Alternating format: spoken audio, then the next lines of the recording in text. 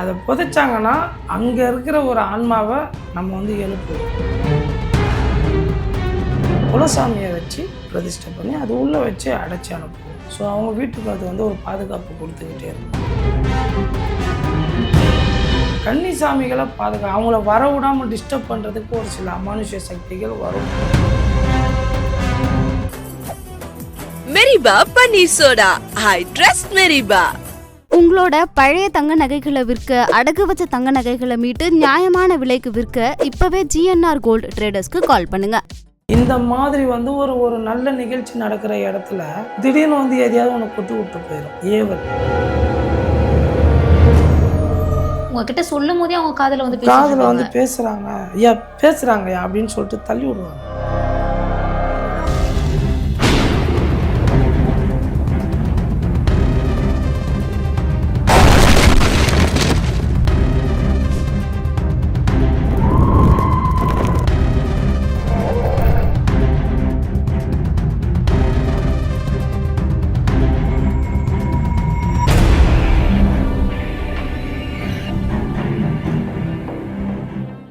வந்த உடனே என்னுடைய பார்வை வந்து இங்க இருக்கக்கூடிய ஒவ்வொரு பொருட்களையும் தாண்டி இந்த குடும்பம் மாதிரி வச்சிருக்கீங்க இல்லையா, இதுக்குள்ளார தான் போகுது. இது என்னது? இது ஃபர்ஸ்ட் இது வந்துமா நம்ம கிட்ட ஒருத்தவங்க பாதிக்கப்பட்டு வராங்கன்னு வைங்களேன், அவங்களுக்கு வந்து இப்போ ஒரு குடும்பத்தில் வந்து ஒரு பிரச்சனை இருக்கு, ஒரு ஏதோ ஒரு இப்போ வியாபாரம் ஆகலை, இல்லை கணவன் மனைக்குள்ள பிரச்சனை, இல்லை நமக்கு யாராவது ஒரு தொல்லை கொடுக்குறாங்க, அவங்கள்ட்டேருந்து எங்களை காப்பாற்றுங்க அப்படின்னு ஏதோ ஒன்று கேட்டு வராங்கன்னு வைங்களேன், இந்த கருங்குட்டி, இந்த அமானுஷ்ய சக்திகள், இல்லை அவங்களோட குலசாமி, அவங்களோட எந்திரம் எழுதி அந்த ஒரு அவங்களுக்கு உதவி செய்யக்கூடிய ஒரு ஆன்மாவை இதுக்குள்ளே வச்சு கட்டு போட்டு இதை வந்து அவங்கக்கிட்ட கொடுப்போம். இதை வந்து 3 கொடுப்போம். இதில் வந்து 1 வந்து சுடுகாட்டில் புதைக்க சொல்லி கொடுப்போம். ஓகே, சுடுகாட்டில் 2 சமாதிக்கு நடுவில் புதைங்கன்னு சொல்லிட்டு கொடுப்போம். அதை அவங்க புதைப்பாங்க. அதை புதைச்சாங்கன்னா அங்கே இருக்கிற ஒரு ஆன்மாவை நம்ம வந்து எழுப்புவோம். இந்த எந்திரம் மூலயமா அங்கே இருக்கிற ஆன்மாவை எழுப்புவோம். அந்த ஆன்மா மூலயமா இவங்களுக்கு வந்து ஒரு நல்லது பண்ண வைப்போம். அதாவது ஆன்மாக்களில் வந்து நல்ல ஆன்மாக்கள், அகால மரணங்கள் அடைஞ்ச கெட்ட ஆன்மாக்கள் 2 இருக்குது. இதில் நல்ல ஆன்மாக்களை எழுப்புவோம். இல்லை ஒரு பிரச்சனை பண்ண போகிறோம், ஒருத்தவங்களுக்கு வந்து ஒரு பிரச்சனை கொடுக்க போகிறோம் அப்படின்போது கெட்ட ஆன்மாக்களை எழுப்புவோம். ஸோ அதுக்கேற்ற மாதிரி எந்திரங்கள் எழுதி அதுக்குள்ளே வந்து அந்த ஆன்மாக்களை வந்து எப்படி வர வைக்கிறது, எப்படி உட்கார வைக்கிறது, அதுக்கு உண்டான பொருட்கள் எல்லாமே இது உள்ளே இருக்கும். அதை செஞ்சு அவங்களுக்கு கொடுத்து அவங்க கைப்பட ஒரு சில வேலைகள் செய்ய சொல்லுவோம். அவங்க அங்கே செய்யும்போது இங்கே நம்ம ஒரு சில பூஜைகள் செய்வோம். செய்யும்போது அவங்களுக்கு தேவையான விஷயங்கள் வரும். அதே மாதிரி நல்லது வீட்டில் வைக்க சொல்லி பூஜை பண்ண சொல்லி ஒரு விஷயம் கொடுப்போம். அது உள்ள அவங்க குலசாமியை வச்சு பிரதிஷ்டை பண்ணி அது உள்ளே வச்சு அடைச்சி அனுப்புவோம். ஸோ அவங்க வீட்டுக்கு அது வந்து ஒரு பாதுகாப்பு கொடுத்துக்கிட்டே இருக்கும். அதே மாதிரி வியாபார பிரச்சனை அவங்களுக்கு இருக்குன்னா அந்த வியாபாரத்துக்கு இது மூலயமா நிறைய விஷயங்கள் நல்லது பண்ண சொல்லுவோம். ஸோ இதுவும் நான் பண்ணுற பூஜையும் 2மே ஒரு கனெக்டிவிட்டியில் இருந்துக்கிட்டே இருக்கும். ஐயா நீங்கள் கொடுத்து விட்டீங்கய்யா, ஒரு மாதம் நல்லா வியாபாரம் ஆச்சுயா, இந்த மாதம் ஃபுல்லாக எனக்கு வியாபாரமே இல்லை, என்னையா பண்ணலாம்? அப்போ நீ திரும்பி ஒரு 10,000 எடுத்துகிட்டு வா, திரும்பி நீ ஒரு 4,000 எடுத்துகிட்டு வா. அப்படி கேட்க மாட்டோம். அப்படியாம்மா, சரிம்மா, நீங்கள் எந்த டேட்டில் வந்தீங்க, இந்த டேட்டில் வந்தாங்க, சரி ஓகே, அந்த டேட்டில் பார்த்துட்டு திரும்பி அவங்களுக்கு தேவையான விஷயங்களை இங்கேருந்து பூஜை பண்ணுவோம். இது அவங்கக்கிட்டே தான் இருக்கும்.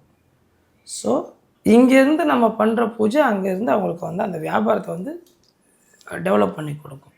ஸோ அந்த மாதிரி விஷயங்கள் இது மூலயமா பண்ணுறோம். இதில் வந்து நல்லதும் இருக்குது, கெட்டதும் இருக்குது. ஸோ மக்களுக்கு நல்லது நடக்கிறதுக்காக மேக்ஸிமம் இதை செஞ்சு கொடுக்குறோம். ஐயப்ப சாமிக்கு வந்து மாலை போடுவாங்க. இதுல வந்து கன்னி சாமிகள் அப்படின்னு எடுத்துக்கிட்டோம்னா அவங்களுக்கு நிறைய பிரச்சனைகள் வந்து அமானுஷ்ய சக்திகள் மூலமா நடக்கும் அப்படிங்கிற மாதிரி சொல்லப்படுது இல்லையா, இது உண்மையா? ஏன்னா நான் நிறைய இடங்கள்ல கேள்விப்பட்டதுனால உங்ககிட்ட கேட்குறேன். இல்லை, இந்த கன்னி சாமிகள் அப்படின்னா இது வந்து என்னென்னா எல்லாத்துக்குமே வந்து இப்போ ஐயப்பன் கோயிலில் வந்து கன்னி சாமிகளுக்குன்னு ஒரு முக்கியத்துவம் இருக்குது. காரணம் என்னன்னா, என்னைக்கு வந்து கன்னி சாமிகள் வராமல் இருக்காங்களோ அன்னைக்கு தான் எனக்கும் அந்த மஞ்ச மாதாக்கும் திருமணம் நடக்கும் அப்படின்னு சொல்லிட்டு ஐயப்பன் சொன்னதாக ஒரு ஐதீகம் இருக்குது. ஸோ ஒரு வருஷமும் கன்னி சாமிகள் இல்லாத ஒரு குழு இருக்கவே இருக்காது. ஸோ அதனால் அந்த கன்னி சாமிகளை அவங்கள வர விடாமல் டிஸ்டர்ப் பண்ணுறதுக்கு ஒரு சில அமானுஷ்ய சக்திகள் வரும்னு சொல்லுவாங்க. ஸோ அந்த கன்னி சாமிகள் வந்து எப்போயுமே எத்தனை மணிக்கு குளிக்கிறது, என்ன ஏதுன்னு எதுவுமே தெரியாது அப்படின்றதுனால அந்த கன்னி சாமிகளுக்கு வந்து ஒரு பாதுகாப்பு கொடுக்கணும் அப்படின்றதுனால இதை வந்து சொல்லுவாங்க. கன்னிசாமி வந்து இத்தனை மணிக்கு எந்திரிக்கணும், குளிக்கணும், இல்லைன்னா உனக்கு பேய் பிடிச்சிரும், இல்லைன்னா உனக்கு இது வந்துடும் அது வந்துடும் சொல்லுவாங்க. கன்னிசாமிகள் வந்து சுத்தமாக இருக்கணும். சுத்தமாக இல்லைன்னா அவங்களுக்கு வந்து ஒரு சில பிரச்சனைகள் வரும். அது உண்மைதான். அது கன்னிசாமிகள் வந்து எல்லாரும் எந்திரிக்கிறதுக்கு முன்னாடி எந்திரிக்கணும். இது வந்து ஐயப்பன் கோயிலுக்கு போகிறதுக்கு ஒரு ஐதீகம்.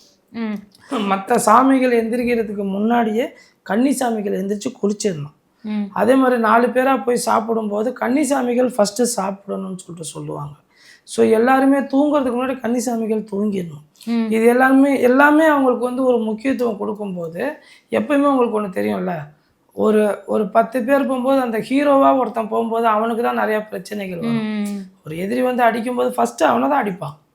அந்த மாதிரி வந்து ஒரு பாதிப்பு, ஒரு அமானுஷ்ய சக்தினால ஒரு பாதிப்பு வருது அப்படின்னும் போது கண்டிப்பாக அந்த கன்னிசாமிகளுக்கு வந்து பாதிப்பு வரும். ஸோ இதுலேருந்து வந்து தப்பிக்கணும் அப்படின்றதுக்காக தான் கன்னிசாமிகளுக்குன்னு ஒரு நெறிமுறைகளை வச்சாங்க. இப்படி தான் இருக்கணும், அப்படி தான் இருக்கணும், குளிக்காமல் தூங்குனீங்கன்னா கண்டிப்பாக வந்து அட்டாக் பண்ணணும் அப்படின்றதுனால எல்லோரும் எந்திரிக்கிறதுனால ஃபஸ்ட்டு எந்திரிச்சு குளிச்சிரு, இந்த மாதிரி விஷயங்கள்லாம். அதே மாதிரி கன்னிசாமி சீக்கிரம் தூங்கிடணும், நைட்டில் சுற்றக்கூடாது. இந்த மாதிரி விஷயங்கள்லாம் வந்து அதனால எல்லோரும் தூங்குறதுக்கு முன்னாடி நீ தூங்கு அப்படின்னு நிறைய விஷயங்கள் சொல்லுவாங்க. அதனால் கன்னிசாமிகளுக்கு வந்து சபரிமலையில் எப்பயுமே, சபரிமலையிலையும் சரி, சபரிமலைக்கு மாலை போட்ட அந்த குழுவிலையும் சரி, கன்னிசாமிகளுக்குன்னு வந்து ஒரு முக்கியத்துவம் எப்பயுமே இருக்கும். இப்போ இந்த பில்லி சூனியம் இதெல்லாம் விட ஏவல் ரொம்பவுமே கொடுமையான ஒன்று அப்படிங்கிற மாதிரி சொல்கிறாங்க இல்லையா? ஏவல் எந்த அளவுக்கு ஒரு மிகப்பெரிய டிஸ்டர்பன்ஸை மக்களுக்கு கொடுக்கும்? மறுமலர்ச்சி படம் பார்த்தீங்களா? பார்த்துருக்க மாட்டீங்க. மம்முட்டி சார் நடித்தது. அதில் வந்து பார்த்தீங்கன்னா ஒரு ஊரே வந்து சரியான பசியில் ஒரு சாப்பாட்டுக்காக வந்து எல்லாரும் உட்காந்துருப்பாங்க. அப்போ அந்த சாப்பாட்டில் வந்து ஒரு விஷத்தை கலந்துருவாங்க. ஸோ சாப்பிட்டு அத்தனை ஊருமே மயக்கப்பட்டு விழுந்துரும். அப்போ மம்முட்டி சார் வந்து உடனே தூக்கிட்டு போய் ஆஸ்பத்திரியில் எல்லோரும் சேப்பாக கொள்வார். இந்த மாதிரி வந்து ஒரு நல்ல நிகழ்ச்சி நடக்கிற இடத்துல திடீர்னு வந்து எதையாவது ஒன்று கொட்டி விட்டு போயிடும். ஏவல், இது ஏவலோட வேலை. அதில் வந்து வில்லன் செய்வார். இதில் வந்து அந்த மாதிரி ஒரு சம்பவம் நடக்கும். இப்போ ஒரு குடும்பமே உட்காந்து ஒரு விஷயத்துக்கு ஒரு சந்தோஷமாக சாப்பிடணும்னு எல்லாருமே நண்டு சிண்டு பெரியவங்க எல்லாருமே வந்து பசியில் இருப்பாங்க. குடும்பமே சேர்ந்து சமைக்கும், ஒரு ஜாலியாக இருப்பாங்க. அந்த இடத்துல வந்து சட்டியோடு கவுத்து விட்டுறதுன்னு வைங்க, அப்போ அந்த குடும்பத்தோட நிலைமை என்ன ஆகும்? பசங்களாம் பசியில் என்ன பண்ணுவாங்க? ஸோ இந்த மாதிரி அதே மாதிரி உட்காந்து பேசிக்கிட்டே இருப்பாங்க. டக்குன்னு பின்னாடி என்னமோ கொட்டுற சவுண்டு கேட்கும். பார்த்தா மொத்த தண்ணி கீழே விழுந்து கிடக்கும், இல்லை கேஸ் ஓப்பன் ஆகி இருக்கும், யார் பண்ணானே தெரியாது. இந்த மாதிரி விஷயங்கள் நடக்கும் நிறையா. இப்போ பைக் ஓட்டிக்கிட்டே போவாங்க, அந்த பைக் வந்து தானாக ஸ்டேரிங்கை திருப்பி விடும். பைக் ஓட்டிகிட்டே போவாங்க, கல்லை தூக்கி அடிக்கும். இதெல்லாம் ஏவல். எங்கேயோ இருந்து கல் வந்து நம்ம மேலே விழுவோம். இந்த கூட்டத்தில் செருப்பு தூக்கி அடித்தா சனியம் பிடிச்சவன் தலையில் வந்து விழுங்குன்னுவாங்க. அந்த மாதிரி வந்து ஏவல் யாருக்கு செஞ்சுருக்காங்களோ அவன் எங்கே போனாலும் அவனுக்கு பிரச்சனை வந்துக்கிட்டே இருக்கும். 10 பேர் நிற்பான், 10 பேர் ஏதோ ஒரு பிரச்சனை பண்ணுவான். ஆனால் இந்த ஏவல் எவனுக்கு இருக்கோ அவனை மட்டும் தான் வந்து அடிப்பாங்க, மிச்சம் 9 பேரும் தப்பிச்சிருவாங்க. இந்த மாதிரி நிறையா விஷயம் அவனுக்கே தெரியாமல் நடக்கும். ஏவலுக்கு ஏதாச்சும் உருவம் இருக்கா? இது இப்படி இருக்கும் இப்படி இருக்கும் அப்படிங்கிற மாதிரி? ஏவல்ன்றது கண்ணுக்கே தெரியாது. கண்ணுக்கே தெரியாமல் ஒரு சில நெகட்டிவான விஷயத்தை கொடுக்குறது தான் ஏவல். இந்த பில்லி சூனியம் இதுக்கும் எதுக்குமே வந்து உருவங்கள் கிடையாது. இது எல்லாமே உருவம் இல்லாமல் அருவமாக பண்ணக்கூடியது தான் இது எல்லாமே. என்ன ஒன்று, இந்த பில்லி சூனியன்றது அது வந்து இவனுக்கு வந்து ஒரு இடியாப்ப சிக்கலை கொடுத்துக்கிட்டே இருக்கும். மற்றதை பற்றி யோசிக்கவே முடியாது. அவன் ஒரு மாதிரி குழப்பத்தில் பைத்தியம் பிடிச்சி போய் அதுதான் அது அந்த இதுன்னுவாங்க பில்லி சூனியன்றது. அது வந்து என்னென்னா ஒரு அவனை குழப்பிக்கிட்டே இருக்கும். அவனை வந்து எதையுமே யோசிக்க விடாது. நீங்கள் பார்க்கலாம், பைத்தியம் பிடிச்சி போய் ரோட்டில் சுற்றுறான் பாருங்கள், தாடி அழுக்கு ட்ரெஸ்லாம். அவனை போய் உட்காந்து நல்லா பேசுவாங்க. ஆனால் அவங்கலாம் நம்ம தான் பார்த்து பயந்து போகிறோம். உட்காந்து பேசி பாருங்களேன், அவன் கடந்து வந்த பாதைகள் வந்து நல்லா இருக்கும். அவன் நல்லா படிச்சிருப்பான், நல்லா வாழ்ந்திருப்பான், பெரிய குடும்பத்தில் இருந்திருப்பான், நல்ல மரியாதையோடு இருந்திருப்பான். ஆனால் அந்த ஊரை விட்டு இங்கே வந்து கிடப்பான். ஏன்னா அவன் எங்கே போகிறது என்னன்னு தெரியாமல் பைத்தியம் பிடிச்சி போய் இங்கே வந்துடுவான். அவனுக்கு செஞ்ச சூனியம் அந்த மாதிரி. ஸோ இந்த மாதிரி வந்து இந்த ஏவல், பில்லி, சூனியம் இது எல்லாமே மனுஷனை வந்து மென்டலாக்கி விட்டுரும். அவன் என்ன பண்ணுறதுன்னு தெரியாமல். இதுதான் வந்து இதில் தப்பி வந்தது தான் வந்து இந்த ஏவல் பிரச்சனை. ஏவல் வந்து உடனே அடிக்கும், மற்றதெல்லாம் குழப்பம், ஏவல் வந்து அடிக்கும். இவ்வளோ தான் விஷயம். இப்போ நெறைய பேர் வந்து நெறைய விஷயங்கள சொல்லிக்கிட்டே இருப்பாங்க. பர்சனலி எனக்கு தெரிஞ்சவங்கலாம் சொன்ன ஒரு சில விஷயங்கள் என்ன அப்படின்னு பார்த்தோன்னா, ஆ நைட் டைம்ல ஏதாச்சும் ஒரு சவுண்ட் எனக்கு கேட்டுருக்கு அப்படிங்கிற ஒரு விஷயத்த சொல்றாங்க. நைட்டு தூங்கும்போது அவங்க கூட தான் இருக்க, மத்தவங்களுக்கெல்லாம் கேட்கல. ஆனா எனக்கு மட்டும் அந்த சவுண்ட் கேட்குது. ஆமாம், நிறைய பேர் முக்கியமா வந்திருக்காங்க. அந்த கொலுசு சவுண்ட் அப்படிங்கிறது வந்து கேட்டுட்டே இருக்குன்னு சொல்றாங்க இல்லையா? இது உண்மையிலேயே பேய்கள் செய்யக்கூடிய ஒரு வேலையா? இல்லை, இது நிறைய பேர் என்கிட்ட கூட வந்திருக்காங்கப்பா. வந்து என்ன சொல்லியிருக்காங்கன்னா, ஐயா நான் வந்து கம்முன்னு இருக்கேன். ஆனால் காதுக்குள்ளே வந்து யாரோ என்கிட்ட பேசுகிறாங்க பேசுகிறாங்க என்கிட்ட பேசும்போதே தட்டி விடுவாங்க. யாரோ என்கிட்ட பேசுகிறாங்கய்யா பேசுகிறாங்கய்யான்னு. கிட்டத்தட்ட இது மாதிரி ஒரு 10, 15 கேஸ் வந்திருக்கு எனக்கு. உங்ககிட்ட சொல்லும்போதே அவங்க காதுல வந்து பேசிட்டு காதில் இருக்காங்க. வந்து பேசுகிறாங்க ஐயா, பேசுகிறாங்கய்யா அப்படின்னு சொல்லிட்டு தள்ளி விடுவாங்க. இந்த சவுண்டு என்கிட்ட கேட்டுக்கிட்டே இருக்கியா, எனக்கு ரொம்ப அதாவது மென்டல் டார்ச்சராக இருக்கியா. ஆனால் எதேதோ அதாவது புரியாத பாஷையில் பேசுகிறது கூட நிறையா வந்திருக்கு. ம், ம், அவங்க ம். என்ன பேசுகிறாங்க, ஆனால் யாரோ பேசுகிறாங்கய்யா, ஏதோ ஒன்று பேசிக்கிட்டு இருக்காங்கய்யா அப்படின்னு. அதே மாதிரி நைட்டு தூங்கும்போது வந்து சவுண்டு ஒரு மாதிரி கிர் கிர்ன்னு ஏதோ ஒரு சவுண்டு கேட்குதுன்றாங்க. அதே மாதிரி பார்த்தீங்கன்னா சலங்கை சவுண்டு கேட்குது.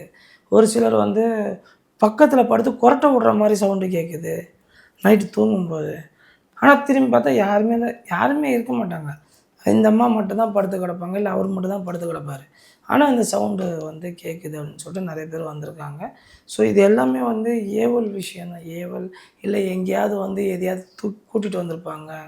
இதான் நம்ம சொன்னோம்ல போன தடவை, இந்த நைட்டில் மல்லிகைப்பூ வச்சுட்டு போகிறது, ம், ம், ம், இந்த ம். வாசனை திரவியங்கள் வச்சுட்டு போகிறது. அம்மா 100 பேர் இருந்தால் 100 பேரையும் அட்டாக் பண்ணாதுப்பா. அதில் ஒரு 5 பேர் வந்து வீக் பாடியாக இருப்பாங்க. எதா இருந்தாலும் ஏத்துக்கிறாங்க. உடம்புல அக்செப்ட் பண்ணிக்கிற மாதிரி ஒரு இருப்பாங்க. ஸோ அந்த மாதிரி ஆட்களுக்கு இந்த மாதிரி சம்பவங்கள் நடக்கும், கண்டிப்பாக நடக்கும். இது வந்து என்னென்னா, இப்போ நம்ம சொல்லும்போது நிறைய பேர் இந்த கமெண்ட்ஸில் கூட போடுவாங்க, இவன் பொய் சொல்கிறான் நம்பாதீங்க அப்படிலாம் சொல்லுவாங்க. ஆனால் அதை பற்றி நம்ம வருத்தப்பட வேண்டிய வேலை இல்லை. ஏன்னா இதை பாதிக்கப்பட்ட குடும்பத்துக்கும் அந்த சம்மந்தப்பட்ட ஆட்களுக்கும் தான் இதோட வலி என்னன்றது தெரியும். ஏன்னா இன்றைக்கி வந்து விதண்டாவாதம் பேசுகிறதுக்கு நிறைய பேர் இருக்க தான் செய்கிறாங்க, நம்ம இல்லைன்னு சொல்லல. அது அவங்கள பற்றி நம்ம யோசிக்க வேண்டிய வேலையும் இல்லை. ஆனால் கண்டிப்பாக இப்படி ஒரு சம்பவம், இப்படி ஒரு விஷயம் ஒரு 20 குடும்பத்தில் ஒருத்தவங்களுக்கு கண்டிப்பாக நடந்துக்கிட்டு தான் இருக்குது. கண்டிப்பாக இருக்குது. சென்னையிலேயே வந்து கொளத்தூர் பகுதியில போய் கேட்டா, உங்கள பத்தி தெரியாதவங்க யாருமே கிடையாது. அத்தன விஷயங்கள வந்து ஷேர் பண்றாங்க. அத தாண்டி நீங்க தர்மபுரியில இங்க ஸ்டார்ட் பண்ணியிருக்கீங்க. இதுக்கு என்ன உங்களுக்கு தோணுச்சு? இங்க ஸ்டார்ட் பண்ணணும் அப்படிங்கிறதுக்கு? அது ஒன்றும் இல்லைம்மா. இப்போ வந்து பார்த்தீங்கன்னா, இப்போ சென்னையில் வந்து நம்ம வந்து இத்தனை வருஷமாக சென்னையில் பார்த்துக்கிட்டு இருக்கோம். ஒரு நாளைக்கு ஒரு 40 பேர் 50 பேருக்கு டோக்கன் கொடுத்து பார்த்துக்கிட்டு தான் இருக்கோம். அது நிறைய பேர் வந்து ரொம்ப தூரத்துலேருந்து வரோம் ஐயா. அதாவது சென்னை ஆஃபீஸ் வந்து கொஞ்சம் சின்ன ஆஃபீஸ் தான். மொத்தமே இந்த ரூம் அளவு தான் இருக்கும். ஸோ வரவங்க என்னை வந்து பார்க்குறதுக்கு மட்டும் தான் இடம் இருக்குமே தவிர நைட்டு ஸ்டே பண்ண முடியாது. அப்போ சென்னையில் வந்து ஒரு லேடிஸ் வந்து ஒரு ரூமு கீமு பிடிச்சி தங்க முடியாது. ஏன்னா மேக்ஸிமம் என்கிட்ட வரவங்க வந்து லேடிஸ் தான் வருவாங்க. அதே மாதிரி வரும்போதே என்கிட்ட வந்து ஒரு விஷயம் சொல்லுவாங்க, ஐயா எவ்வளோ இடத்துக்கு போயிட்டு வந்தேன்யா, ஆனால் இங்கே உட்காரும்போது என் தகப்பன் வீட்டில் வந்து உட்கார்ற மாதிரி ஒரு ஃபீல் இருக்கியா. எனக்கு எந்த ஒரு பயமும் இல்லாமல், எந்த ஒரு இது இல்லாமல், ஒரு ஆன்மீக ஒரு கோயில் உள்ள வந்து உட்கார்ற மாதிரி இருக்குது.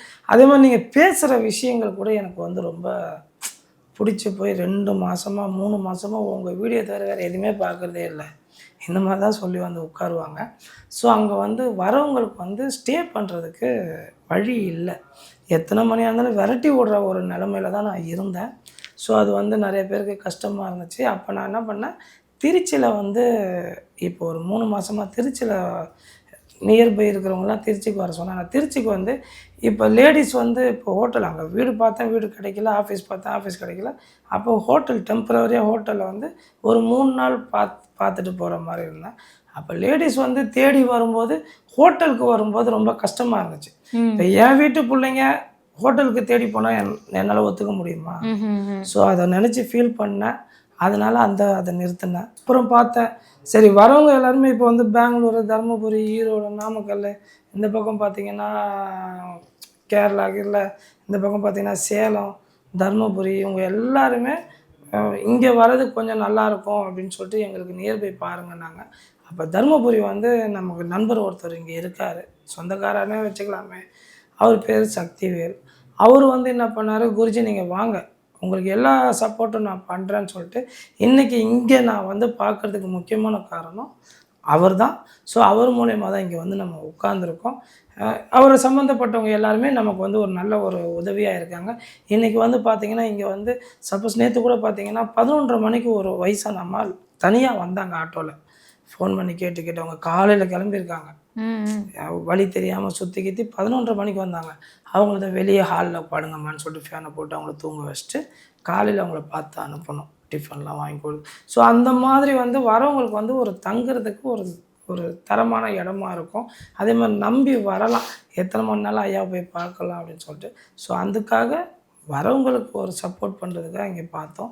அதே மாதிரி பார்த்திங்கன்னா இதே தருமபுரியில் ஆசிரமம் வந்து ரெடி பண்ணிக்கிட்டு இருக்கோம்.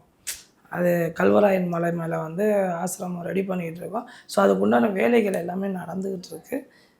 கூடிய சீக்கிரத்தில் ஒரு 6 மாதத்தில் இதே சேனல் அந்த வீடியோவையும் வெளியிடும். இவ்வளோ நேரம் இத்தனை விஷயங்களை எங்கள் கூட பகிர்ந்துக்கிட்டதுக்கு ரொம்ப நன்றி. நன்றிம்மா.